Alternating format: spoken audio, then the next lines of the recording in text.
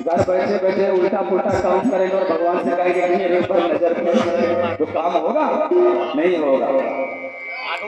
अच्छा, एक और बात है, कुछ कुछ कहते हैं कि बाबा दीक्षा ले लो, किससे भी है दीक्षा? कौन है गुरु? बोला शिव जी गुरु है। शिव जी हमारे भोले बाबा करके आपके कौन गुरु दिए? कौन मंत्र दिए?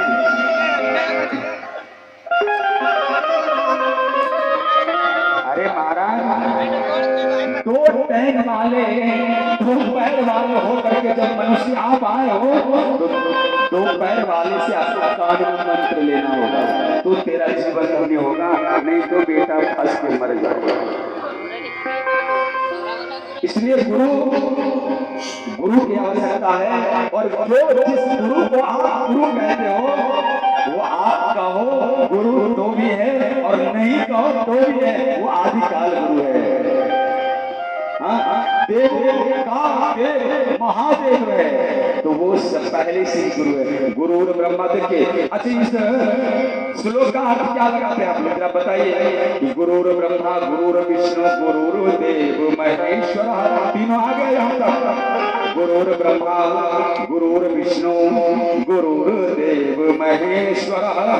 अब इन तीनों को यहाँ रख दीजिए एक साइड में। गुरु साक्षात पर ब्रह्म, ये इन तीनों का गुरु कौन है? तो पर ब्रह्म। और तब यहाँ से कनेक्शन गया पर ब्रह्म तक, और वहां से आ गया तस्मै श्री गुरुवे नमः। कौन गुरु? संत महात्मा गुरु अभी होंगे। वो गुरु वहां से इसलिए संतों को भेजा गया है, परमात्मा ने संतों को भेजा। और संतों को इसलिए भेजा कि जा करके जीव का कल्याण करो, मनुष्यों का कल्याण कर देना, सबको दीक्षा देके ज्ञान देके शिक्षा दे करके उनका कल्याण करना और कष्ट दूर करना।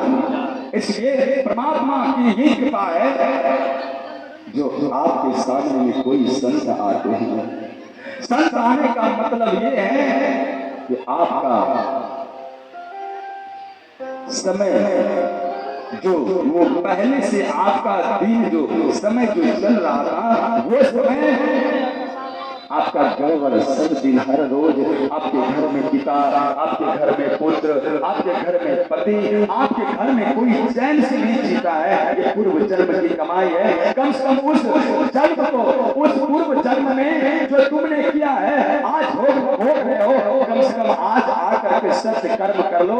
तो सत्य कर्म करने के लिए अगर कोई बता दें तो वहाँ संत होते हैं, वो गुरु होते हैं, वो कहते हैं कि बेटा एक बार मेरे पास आओ, तेरा उद्धार हो जाएगा। जब दशरथ जी महाराज के जैसा चक्रवर्ती सम्राट थे, वो भी जब भिक्षा मांगने के लिए जा रहे थे, जग करवाने के लिए जा रहे थे संतों से, तो गुरु जी ने कहा राजा दशरथ जी महाराज आप राजा है, बहुत बड़े राजा हैं, पर आप भिक्षा मांगने के लिए जा रहे हैं, कर्म को देखिए आप कर्म क्या करने जा रहे हैं। आप भिक्षा मांगने के लिए जा रहे हैं तो भिखारी बन करके जाना होगा। अगर आप भिखारी बन करके नहीं जाते हो तो आपको भिक्षा कोई नहीं देने वाला। इसलिए दशरथ जी महाराज अगर आपको पुत्र चाहिए, संतों से आशीर्वाद चाहिए, संतों से आशीर्वाद चाहिए, प्राप्त करना हो आशीर्वाद, तो आप भिक्षा मांगने के लिए जाइए और रथ और हाथी को यही छोड़ दीजिए, अपने पैदल जाइए।